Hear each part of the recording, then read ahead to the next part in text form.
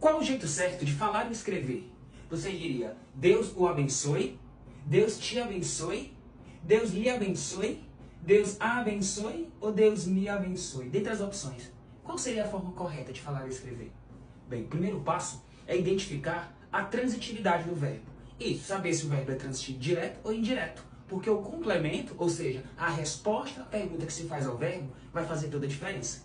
Por exemplo, o verbo abençoar.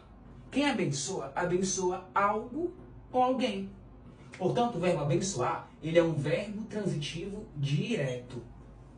Verbos transitivos diretos não perdem preposição. Por exemplo, que tipo de pronomes atuam como objetos diretos? Bem, os pronomes o, a, os e as. E qual o pronome que atua como objeto indireto? O lhe e o lhes. Agora, que pronomes atuam tanto como objeto direto como objeto indireto? O me, o te, o se, nos, vos. Portanto, se o verbo abençoar ele é um verbo transitivo direto, ele precisa ter um complemento como objeto direto. Por exemplo, Deus o abençoe. O pronome o ele atua como objeto direto, portanto eu posso utilizar o o. Portanto, Deus o abençoe está correto, segundo a gramática normativa.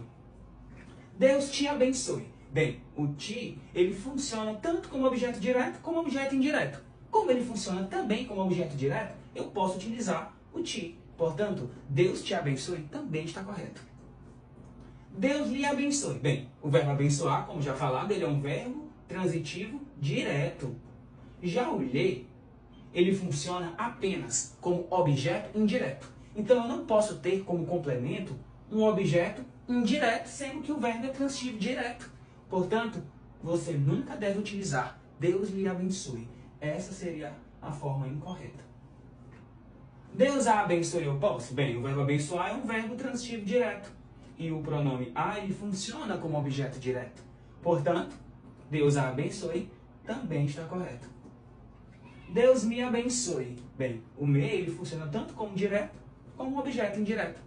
Logo, como o verbo abençoar é um verbo transitivo direto e permite os dois complementos, eu posso utilizar sim o me como complemento do verbo transitivo direto abençoar. Portanto, também está correto. Notou? Para você saber o pronome que você vai utilizar, primeiro você precisa saber a transitividade do verbo. Sabendo a transitividade do verbo, basta você memorizar os pronomes que atuam como objeto direto, como objeto indireto e com os dois ao mesmo tempo. Interessante, não é? Portanto, salva essa dica, compartilha com os amigos, printa e Deus abençoe a todos vocês.